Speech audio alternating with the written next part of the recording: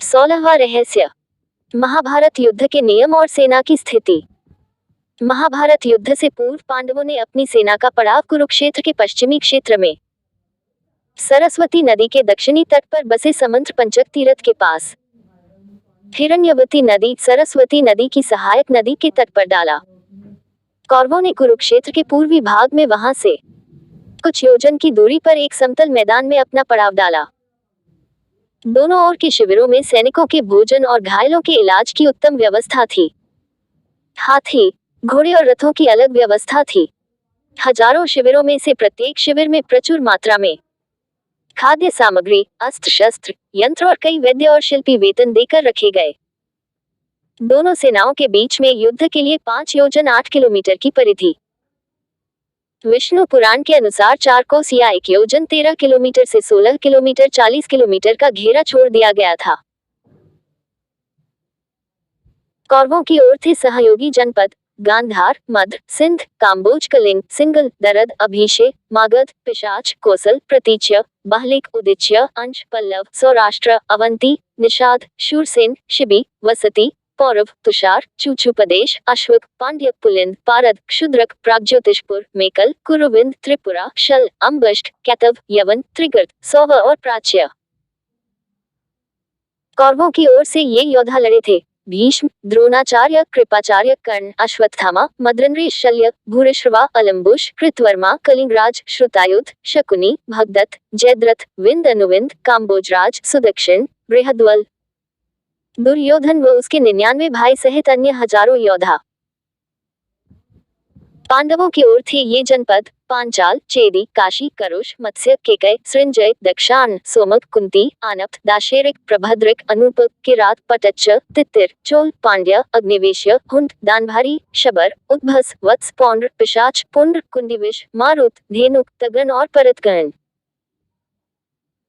पांडवों की ओर से लड़े थे ये योद्धा भीम, नकुल, सहदेव, अर्जुन, युधिष्ठिर, द्रौपदी के 5 पुत्र सात्यकी, उत्तमौजा, विराट, द्रुपद, धृष्टद्युम्न, अभिमन्यु, पांड्यराज, घटोत्कच, शिखंडी, युयुत्सु, कुंतीभोज, उत्तमौजा, शाब्य और अनुप्राजनील। तटस्थ जनपद विदर्भ, शाल्व, चीन, लोहित्य, शोणित, नेपा, कोंकण, कर्नाटक, केरल, आंध्र, द्रविड़ आदि ने इस युद्ध में भाग नहीं लिया। पितामह भीष्म की सलाह पर दोनों दलों ने एकत्र होकर युद्ध के कुछ नियम बनाए। उनके बनाए हुए नियम निम्नलिखित हैं। नंबर 1, प्रतिदिन युद्ध सूर्योदय से लेकर सूर्यास्त तक ही रहेगा। सूर्यास्त के बाद युद्ध नहीं होगा। नंबर 2, युद्ध समाप्ति के पश्चात छल कपट छोड़कर सभी लोग प्रेम का व्यवहार करेंगे। नंबर 3, रथी रथी से, हाथी वाला हाथी वाले से और पैदल पैदल से ही युद्ध करेगा। नंबर 4, एक वीर के साथ एक ही वीर युद्ध करेगा।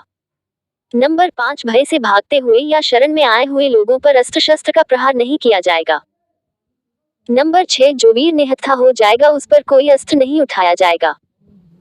नंबर 7, युद्ध में सेवक का काम करने वालों पर कोई अस्त्र नहीं उठाएगा। 17वां रहस्य। एक रात के लिए जी उठे सभी योद्धा। ऐसी मान्यता और किंवदंती है कि महाभारत युद्ध में मारे गए सभी शूरवीर जैसे कि भीष्म, द्रोणाचार्य, दुर्योधन, अभिमन्यु, द्रौपदी के पुत्र, कर्ण, शिखंडी आदि एक रात के लिए पुनर्जीवित हुए थे। ये घटना महाभारत युद्ध खत्म होने के 15 साल बाद घटित हुई थी।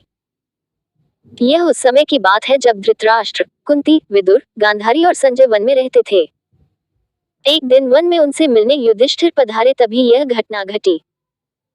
विदुर जी के प्राण त्यागने के बाद धृतराष्ट्र के आश्रम में महर्षि वेदव्यास आए। जब उन्हें पता चला कि विदुर जी ने शरीर त्याग दिया, तब उन्होंने बताया कि विदुर धर्मराज के अवतार थे और युधिष्ठिर भी धर्मराज का ही अंश है। इसलिए विदुर जी के प्राण युधिष्ठिर के शरीर में समा गए। महर्षि वेदव्यास ने धृतराष्ट्र, गांधारी और कुंती से कहा कि आज मैं तुम्हें अपनी तपस्या का प्रभाव दिखाऊंगा। तुम्हारी जो इच्छा हो वह मांग लो। तब धृतराष्ट्र व गांधारी ने युद्ध में मृत अपने पुत्रों तथा कुंती ने कर्ण को देखने की इच्छा प्रकट की। द्रौपदी आदि ने कहा कि वे भी अपने परिजनों को देखना चाहते हैं। महर्षि वेदव्यास ने कहा कि ऐसा ही होगा।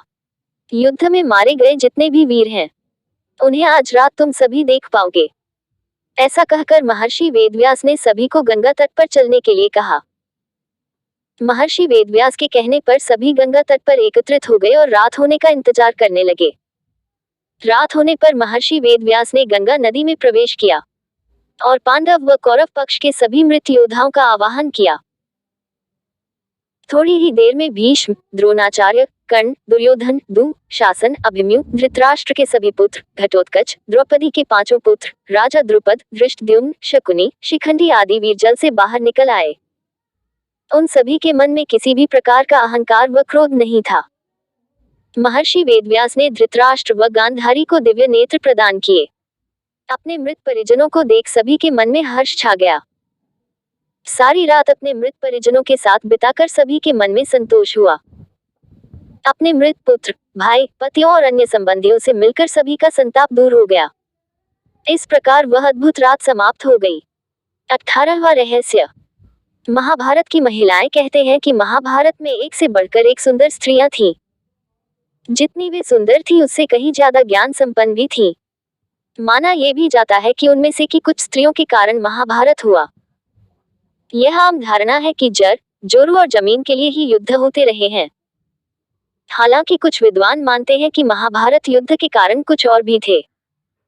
महाभारत में भूमि बंटवारा युद्ध का सबसे बड़ा कारण था, लेकिन दूसरे लोग मानते हैं कि बंटवारा शांतिपूर्वक हो सकता था। लेकिन कुछ महिलाओं की जिद के कारण कौरवों और पांडवों के बीच कटुता बढ़ गई, जिसके परिणामस्वरूप युद्ध हुआ। सत्यवती। महाभारत की शुरुआत राजा शांतनु की दूसरी पत्नी सत्यवती से होती है।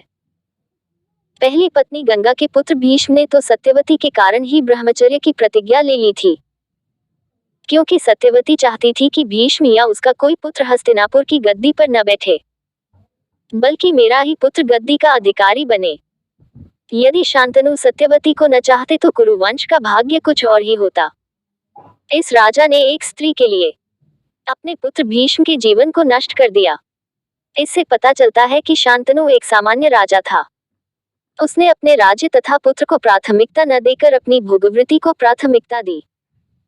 तो ये कहना उचित होगा कि सत्यवती ही एक प्रमुख कारण थी, जिसके चलते हस्तिनापुर की गद्दी से कुरुवंश नष्ट हो गया। यदि भीष्म सौगंध नहीं खाते तो वेदव्यास के 3 पुत्र पांडु, धृतराष्ट्र और विदुर हस्तिनापुर के शासक नहीं होते, या ये कहें कि उनका जन्म ही नहीं होता। तब इतिहास ही कुछ और होता। सुभद्रा तो कृष्ण की बहन थी, जिसने कृष्ण के मित्र अर्जुन से विवाह किया था, जबकि बलराम चाहते थे कि सुभद्रा का विवाह कौरव कुल में हो। बलराम के हठ के चलते ही तो कृष्ण ने सुभद्रा का अर्जुन के हाथों हरण करवा दिया था। बाद में द्वारका में सुभद्रा के साथ अर्जुन का विवाह विधिपूर्वक संपन्न हुआ। विवाह के बाद वे 1 वर्ष तक द्वारका में रहे और शेष समय पुष्कर क्षेत्र में व्यतीत किया। 12 वर्ष पूरे होने पर वे सुभद्रा के साथ इंद्रप्रस्थ लौट आए। लक्ष्मणा। श्री कृष्ण की 8 पत्नियों में एक जाम्बूती थी। जाम्बूती कृष्ण के पुत्र का नाम सांब था। सांब का दिल दुर्योधन भानुमति की पुत्री लक्ष्मणा पर आ गया था और वे दोनों प्रेम करने लगे थे। दुर्योधन के पुत्र का नाम लक्ष्मण था और पुत्री का नाम लक्ष्मणा। दुर्योधन अपनी पुत्री का विवाह श्री कृष्ण के पुत्र से नहीं करना चाहता था। भानुमति सुदक्षिण की बहन और दुर्योधन की पत्नी थी, इसलिए एक दिन सांब ने लक्ष्मणा से प्रेम विवाह कर लिया और लक्ष्मणा को अपने रथ में बैठाकर द्वारिका ले जाने लगा। जब ये बात कौरवों को पता चली तो कौरव अपनी पूरी सेना लेकर सांब से युद्ध करने आ पहुंचे। कौरवों ने सांब को बंदी बना लिया। इसके बाद जब श्री कृष्ण और बलराम को पता चला, तब बलराम हस्तिनापुर पहुंच गए। बलराम ने कौरवों से निवेदन पूर्वक कहा कि सांब को मुक्त कर उसे लक्ष्मणा के साथ विदा कर दें, लेकिन कौरवों ने बलराम की बात नहीं मानी। तब बलराम ने अपना रौद्र रूप प्रकट कर दिया। वे अपने हल से ही हस्तिनापुर की संपूर्ण धरती को खींचकर गंगा में डुबोने चल पड़े। ये देखकर कौरव भयभीत हो गए। संपूर्ण हस्तिनापुर में हाहाकार मच गया। सभी ने बलराम से माफी मांगी और तब सांब को लक्ष्मणा के साथ विदा कर दिया। द्वारिका में सांब और लक्ष्मणा का वैदिक रीति से विवाह संपन्न हुआ। कुंती और माद्री दोनों ही पांडु की पत्नियां थीं। यदि पांडु को शाप नहीं लगता तो उनका कोई पुत्र होता जो गद्दी पर बैठता, लेकिन ऐसा नहीं हुआ। लेकिन पांडु के आग्रह पर कुंती ने एक एक कर कई देवताओं का आवाहन किया। इस प्रकार माद्री ने भी देवताओं का आवाहन किया। तब कुंती को 3 और माद्री को 2 पुत्र प्राप्त हुए। जिनमें युधिष्ठिर सबसे ज्येष्ठ थे। कुंती के अन्य पुत्र थे भीम और अर्जुन तथा माद्री के पुत्र थे नकुल व सहदेव। कुंती ने धर्मराज, वायु एवं इंद्र देवता का आवाहन किया था तो माद्री ने अश्विन कुमारों का। एक दिन वर्षा ऋतु का समय था और पांडु और माद्री वन में विहार कर रहे थे। उस समय पांडु अपने काम वेग पर नियंत्रण न रख सके और माद्री के साथ सहवास करने को उतावले हो गए। और तब ऋषि का श्राप महाराज पांडु की मृत्यु के रूप में फलित हुआ। माद्री पांडु की मृत्यु बर्दाश्त नहीं कर सकी और उनके साथ सती हो गई। ये देखकर पुत्रों के पालन पोषण का भार अब कुंती पर आ गया था। उसने अपने मायके जाने के बजाय हस्तिनापुर का रुख किया। हस्तिनापुर में रहने वाले ऋषि मुनि सभी पांडवों को राजा पांडु का पुत्र मानते थे, तो वे सभी मिलकर पांडवों को राजमहल छोड़कर आ गए। कुंती के कहने पर सभी ने पांडवों को पांडु का पुत्र मान लिया और उनका स्वागत किया। राजमहल में कुंती का सामना गांधारी से भी हुआ। कुंती वसुदेव जी की बहन और भगवान श्री कृष्ण की बुआ थी, तो गांधारी गंधार नरेश की पुत्री और राजा धृतराष्ट्र की पत्नी थी। गांधारी धृतराष्ट्र आंखों से ही नहीं, मन से भी अंधों की भांति व्यवहार करते थे। इसलिए गांधारी और शकुनी को अप्रत्यक्ष रूप से सत्ता संभालनी पड़ी। गांधारी को यह चिंता सताने लगी थी कि कहीं कुंती के पुत्र सिंहासनारूढ़ न हो जाए। ऐसे में शकुनी ने दुर्योधन के भीतर बाल्यकाल से ही पांडवों के प्रति घृणा का भाव भर दिया था। द्रौपदी, पांडवों की पत्नी द्रौपदी को इस युद्ध का सबसे बड़ा कारण माना जाता है। महाभारत के अनुसार जब दुर्योधन इंद्रप्रस्थ को देखने गया तो एक जगह उसने रंगोली बनी देखी और उसने समझा कि यह कितना सुंदर फर्श है, लेकिन असल में वह जल से भरा ताल था। दुर्योधन उसमें गिर पड़ा। भ्रमवश उसके गिरने पर द्रौपदी जोर से हंसने लगी और उसके मुंह से निकल गया, अंधे का पुत्र भी अंधा। बस यही बात दुर्योधन के दिल में तीर की तरह धंस गई। हालांकि बाद में द्रौपदी को अपनी गलती का एहसास भी हुआ था, लेकिन व्यंग्य में कहे गए शब्द का जो असर होना चाहिए था वह हो चुका था। दुर्योधन ने अपने इस अपमान का बदला लेने की ठान ली थी। शकुनी ने इस अपमान का बदला लेने की एक तरकीब बतलाई। उसने दुर्योधन से कहा कि पांडवों को द्यूतक्रीड़ा खेलने के लिए आमंत्रित किया जाए। उन्होंने कहा कि राज्य बंटवारे का निर्णय अब इस खेल के माध्यम से ही होगा। द्यूतक्रीड़ा जो अब न खेली गई होती तो शायद युद्ध भी नहीं होता। पांडवों ने दुर्योधन के आमंत्रण को स्वीकार कर लिया। उन्होंने अपने भाग्य का निर्णय द्यूत के खेल पर छोड़ दिया, लेकिन पांडव तो इस खेल में माहिर नहीं थे।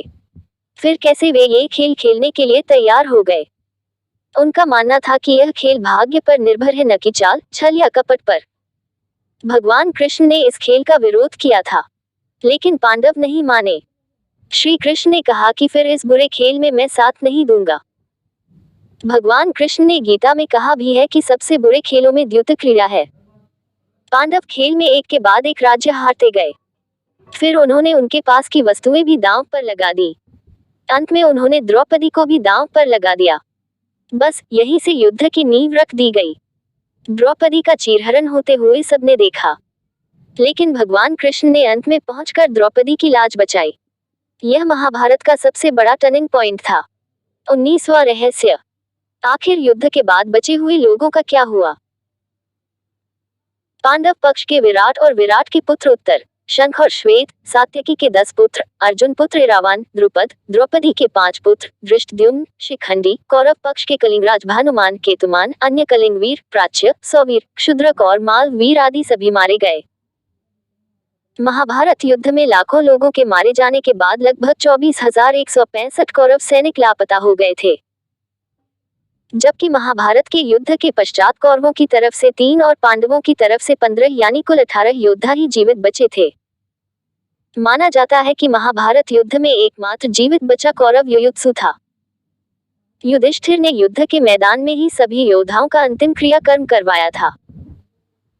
महाभारत युद्ध की समाप्ति के बाद कृतवर्मा, कृपाचार्य, युयुत्सु, अश्वत्थामा, युधिष्ठिर, अर्जुन, भीम, नकुल, सहदेव, श्री कृष्ण, सात्यकी आदि जीवित बचे थे। इसके अलावा धृतराष्ट्र, द्रौपदी, गांधारी, विदुर, संजय, बलराम, श्री कृष्ण की पत्नियां आदि भी जीवित थे। युद्ध के बाद शाप के चलते श्री कृष्ण के कुल में भी आपसी युद्ध शुरू हुआ, जिसमें श्री कृष्ण के पुत्र आदि सभी मारे गए। बलराम ने ये देखकर समुद्र के किनारे जाकर समाधि ले ली। श्री कृष्ण को प्रभास क्षेत्र में एक बहेलिये ने पैर में तीर मार दिया, जिसे कारण बनाकर उन्होंने देह त्याग दी। बचे लोगों ने कृष्ण के कहने के अनुसार द्वारका छोड़ दी और हस्तिनापुर की शरण ली। यादवों और उनके भौज्य गणराज्यों का अंत होते ही कृष्ण की बसाई द्वारका सागर में डूब गई। धृतराष्ट्र और गांधारी ने पांडवों के साथ रहते रहते 15 साल गुजार दिए। तब एक दिन भीम ने धृतराष्ट्र व गांधारी के सामने कुछ ऐसी बातें कह दी, जिसे सुनकर उनके मन में बहुत शोक हुआ और दोनों वन चले गए। उनके साथ गांधारी, कुंती, विदुर और संजय भी वन में रहकर तप करने लगे। विदुर और संजय इनकी सेवा में लगे रहते और तपस्या किया करते थे। एक दिन युधिष्ठिर के वन में पधारने के बाद विदुर ने देह छोड़कर अपने प्राणों को युधिष्ठिर में समा दिया। फिर एक दूसरे दिन जब धृतराष्ट्र और अन्य गंगा स्नान कर आश्रम आ रहे थे, तभी वन में भयंकर आग लग गई।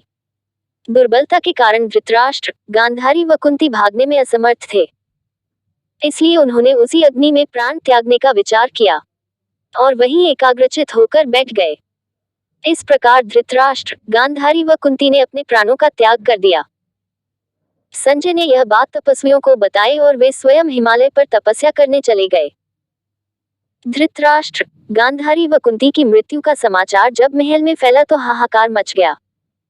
तब देवर्षि नारद ने उन्हें धैर्य बंधाया। युधिष्ठिर ने विधिपूर्वक सभी का श्राद्ध कर्म करवाया और दान दक्षिणा देकर उनकी आत्मा की शांति के लिए संस्कार किए।